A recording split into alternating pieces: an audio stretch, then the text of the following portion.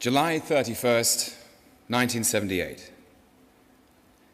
My darling McGeorge, you said that things seemed clearer when they were written down. Well, herewith a very boring letter in which I will try to put everything down so that you may read and reread at horror at your folly in getting involved with me. Deep breath. To begin with, I love you with a depth and passion that I have felt for no one else in this life. And if it astonishes you, it astonishes me as well. Not, I hasten to say, because you are not worthy of loving. Far from it.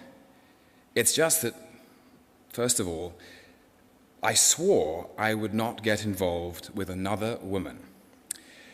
Secondly, I have never had such a feeling before, and it's almost frightening.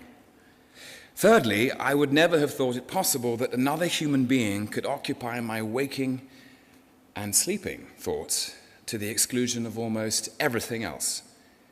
Fourthly, I never thought that even if one was in love, one could get so completely besotted with another person so that a minute away from them felt like 1,000 years. Fifthly, I never hoped, aspired, dreamed that one could find everything one wanted in one person. I was not such an idiot as to believe this was possible. Yet in you, I found everything I want. You are beautiful, gay, giving, gentle, idiotically and deliciously feminine, sexy, wonderfully intelligent, and wonderfully silly as well.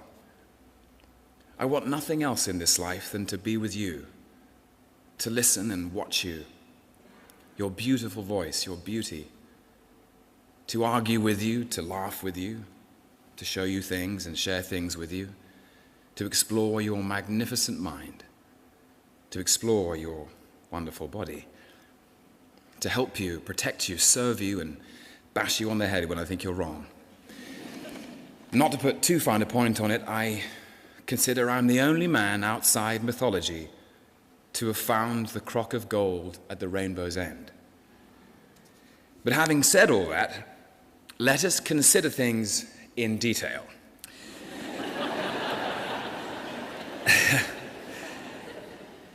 Don't let this become public, but, well, I have one or two faults. Minor ones, I hasten to say. For example, I am inclined to be overbearing. I do it for the best possible motives. All tyrants say that. But I do tend, without thinking, to tread people underfoot.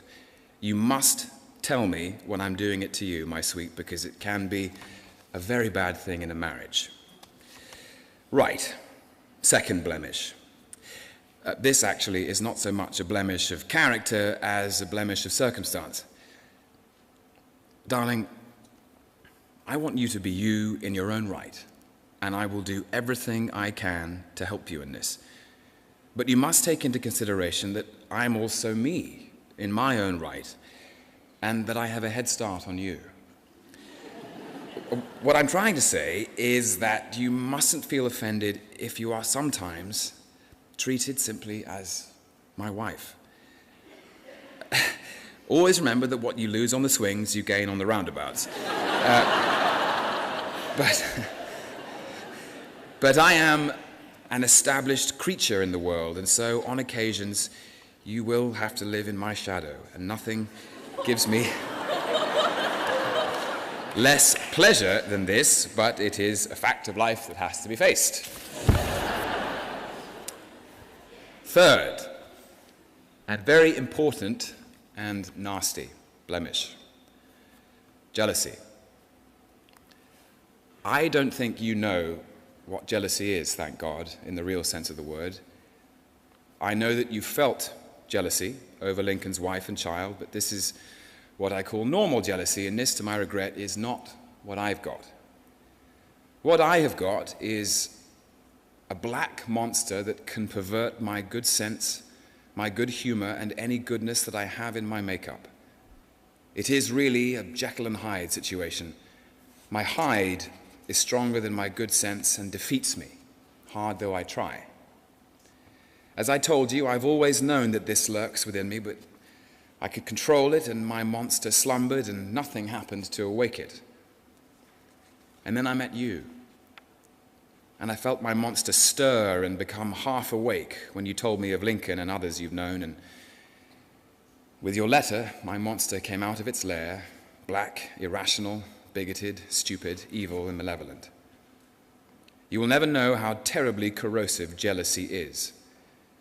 It is a physical pain, as though you'd swallowed acid or red-hot coals. It is the most terrible of feelings. But you can't help it. At least I can't. God knows I've tried. I don't want any ex-boyfriend sitting in church when I marry you. On our wedding day, I want nothing but happiness, both for you and me. And I know I won't be happy if there is a church full of your ex-conquests. When I marry you, I'll have no past, only a future. I don't want to drag my past into our future, and I don't want you to do it either. But remember, I am jealous of you because I love you. You're never jealous of something you don't care about. Okay, enough about jealousy. Now let me tell you something. I have seen 1,000 sunsets and sunrises on land where it floods forest and mountains with honey-colored light, at sea where it rises and sets like a blood orange in a multicolored nest of cloud, slipping in and out of the vast ocean. I've seen 1,000 moons, harvest moons like gold coins, winter moons as white as ice chips, new moons like baby swan's feathers. I've seen seas as smooth as if painted, colored like shot silk or blue as a kingfisher, or transparent as glass or black and crumpled with foam, moving ponderously and murderously. I felt winds straight from the South Pole, bleak and wailing like a lost child, winds as tender and warm as a lover's breath, winds that carried the astringent smell of salt and the death of seaweeds, winds that carried the moist, rich smell of a forest floor, the smell of 1,000,000 flowers, fierce winds that churned and moved like the sea, like yeast, or winds that made the waters lap at the shore like a kitten. I've known silence, the cold, earthy silence at the bottom of a newly dug well, the implacable, stony silence of a deep cave, the hot, drugged midday silence when everything is hypnotized and stilled into silence by the eye of the sun, the silence when great music ends. I've heard summer cicadas cry so that the sound seems stitched into your bones. I've heard tree frogs in an orchestration as complicated as Bach singing in a forest lit by 1,000,000 emerald fireflies. I've heard the keers calling over the gray glaciers that groan to themselves like old people as they inch their way to the sea. I've heard the hoarse street vendor cries of the mating fur seals as they sang to their sleek, golden wives, the crisp, staccato admonishment of the rattlesnake, the cobweb squeak of the bat, and the belling roar of the red deer knee-deep in purple heather. I've heard wolves baying at a winter's moon, red howlers making the forests vibrate with their roaring cries. I've heard the squeak, purr, and grunt of 100 multicolored reef fishes. I have seen hummingbirds flashing like opals around a tree of scarlet blooms, humming like a top. I've seen flying fish skittering like quicksilver across the blue waves, drawing silver lines on the surface with their tails. I've seen spoonbills flying home to roost like a scarlet banner across the sky. I've seen whales, black as tar, cushioned on a cornflower blue sea, creating a Versailles of fountain with their breath.